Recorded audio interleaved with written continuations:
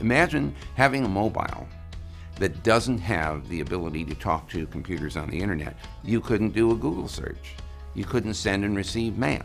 As time has gone on, more and more devices have shown up on the net. They too need to have addresses as well. So the internet was designed in 1973 and launched in 1983. And in that time frame, we thought it was an experiment.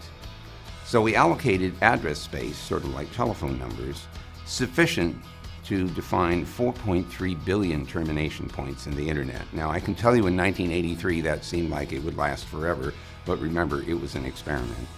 The thing is that the experiment never ended. In 1996, we designed a different format for internet packets called IPv6. It has 128 bits of address space, translating that it's 3.4 times 10 to the 38th addresses. Okay, I'll translate again. 340 trillion addresses. There are already 5.5 billion mobiles in the world. If they all had internet addresses, it would exhaust instantly the IPv4 address space, which, as I said before, is only 4.3 billion addresses. So 16 years later, not only have we run out of IPv4 address space, but we're also now absolutely compelled to implement the new one so we can continue to grow the network. If we don't implement, what will happen is that the version 4 address space will exhaust. People will not be able to get onto the net because they won't have addresses to use.